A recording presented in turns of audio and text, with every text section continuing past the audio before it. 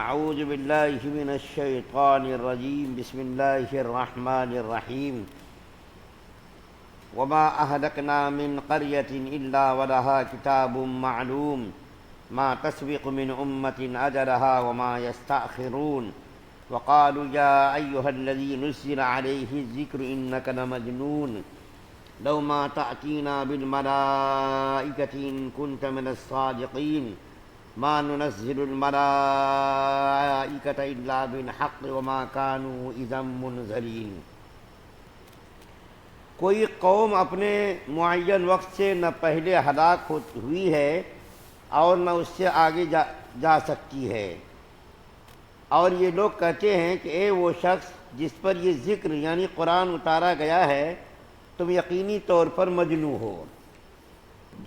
اگر تم واقعی سچے ہو تو ہمارے پاس فرشتوں کو کیوں نہیں لے آتے؟ ہم فرشتوں کو اتارتے ہیں تو برحق فیصلہ دے کر اتارتے ہیں، اور ایسا ہوتا تو ان کو مہلت بھی نہ ملتی۔ سورہ ہجر کی آیت نمبر 5، 6، 7، 8 آیتیں پڑھی گئی ہیں۔ پہلی آیت کریمہ میں اللہ تعالیٰ فرماتے ہیں کہ کسی قوم کو جب اللہ تعالیٰ ہلاک کرنا چاہتے ہیں تو اس کی ہلاکت اور اس کی بربادی کا ایک وقت معین ہے۔ اس وقت سے نہ تو پہلے اس کو ہلاک کیا اللہ تعالیٰ کرتا ہے نہ اس کے بعد کرتا ہے۔ جب اللہ تعالیٰ کسی قوم کو ہلاک کرنا چاہتے ہیں تو اس کا وقت معین ہے، اور اس کا وقت معین کیا ہے اللہ کو معلوم ہے۔ کب کس قوم کو ہلاک کرنا ہے، کب کس قوم کو نہیں کرنا ہے، یہ سب اللہ کے علم میں ہے۔ تو اللہ تعالیٰ فرما رہے ہیں کہ کسی قوم کو ہلاک کرنے کا وقت اگر آئے گا تو اس کو کوئی بچا نہیں سکتا، اور اگر ہلاک کرنے کا وقت نہیں آئے گا تو پھر اس کو کوئی ہلاک کر نہیں سکتا۔ اللہ تعالیٰ نے اس کے لیے وقت متعین کر دیا ہے۔ اور پھر اللہ تعالیٰ فرماتے ہیں کہ جو قرآن پاک نازل کیا گیا ہے، اس قرآن پاک کے بارے میں مکہ کے کفار اور مشرکین کہتے تھے نبی کریم صلی اللہ علیہ وسلم کو، اے محمد صلی اللہ علیہ وسلم آپ تو مجنون ہیں، دیوانہ ہیں، نعوذ باللہ پاگل ہیں۔ حالانکہ نبی کریم صلی اللہ علیہ وسلم کی ولادت مبارکہ مکے کے اندر ہوئی ہے۔ 40 سال تک مکہ کے لوگوں نے بڑے ہی احترام کے ساتھ، تقدس کے ساتھ نبی کریم صلی اللہ علیہ وسلم کو دیکھا، زندگی کے ایک ایک پل کو دیکھا، ایک ایک لمحے کو دیکھا، پیدائش کو دیکھا، جوانی کو دیکھا۔ 40 سال کی عمر میں جب نبی کریم صلی اللہ علیہ وسلم نے نبوت کا اور رسالت کا دعویٰ کیا تو ان لوگوں نے پاگل کہنا شروع کر دیا، مجنون کہنا شروع کر دیا، دیوانہ کہنا شروع کر دیا، اور اس طریقے کے الزامات لگانے لگے۔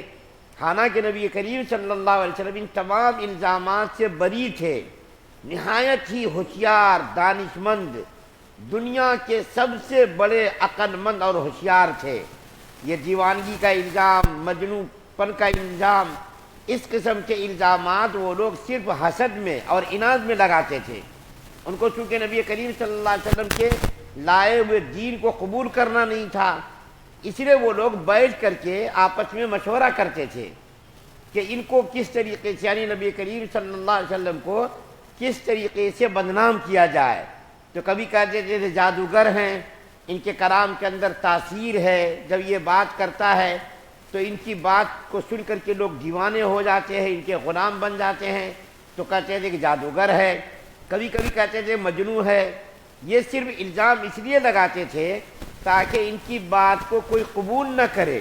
لیکن اللہ تعالیٰ جب کسی چیز کو بلند بالا کرنا چاہتے ہیں تو کوئی کتنا بھی الزام لگائے اس کے الزام سے کچھ نہیں ہوتا۔ مکہ کے لوگ جتنا نبی کریم صلی اللہ علیہ وسلم کو بدنام کرتے تھے، دیوانگی کا الزام لگاتے تھے، مجنون ہونے کا الزام لگاتے تھے، اتنی ہی برق رفتاری کے ساتھ ان کا لایا ہوا دین یعنی اسلام کہ برق رفتاری کے ساتھ دنیا کے اندر پھیلا۔ تھوڑے دنوں کے اندر ساری دنیا کے اندر بول بالا ہو گیا، اور وہ لوگ کہتے تھے کہ نبی کریم صلی اللہ علیہ وسلم اگر آپ نبی ہیں تو آپ کی تائید کے لیے، آپ کی تصدیق کے لیے اللہ تعالیٰ نے فرشتوں کو کیوں نہیں بھیجا؟ آپ اگر نبی ہیں، سچے نبی ہیں، تو آپ کے ساتھ اللہ تعالیٰ نے فرشتوں کو کیوں نہیں بھیجا؟ فرشتے بھیجنا تھا، کوئی آپ کی تصدیق کرنے تو آیا نہیں ہے۔ تو اس طریقے سے وہ لوگ یہ الزام لگاتے تھے کہ فرشتے آپ کے پاس کیوں نہیں آئے کہ آپ کی تصدیق کرتے، اور یہ جو قرآن آپ جو بیان کرتے پیش کرتے ہیں، یہ قرآن اللہ کا نازل کردہ کلام نہیں ہے، یہ آپ کی طرف سے گڑھی ہوئی کتاب ہے، آپ نے گڑھ لی ہے یہ کتابیں۔ اور اگر یہ کلام سچا ہوتا، یہ قرآن پاک سچا ہوتا، تو اللہ تعالیٰ کی طرف سے فرشتے تو اترتے آپ کی تصدیق کے لیے۔ تو اللہ تعالیٰ نے فرمایا کہ دیکھو فرشتوں کا اترنا کوئی یہ معمولی چیز نہیں ہے کہ تم کہو اور ہم اتار دیں۔ فرشتے جب آتے ہیں تو وہ ان کے آنے کے بعد پھر تمہارے عذاب میں کوئی تاخیر نہیں ہوگی۔ فرشتوں کو جب ہم نازل کر دیں گے تو فرشتوں کے نزول کے بعد تمہارے اوپر عذاب کے آنے میں کوئی تاخیر نہیں ہوگی۔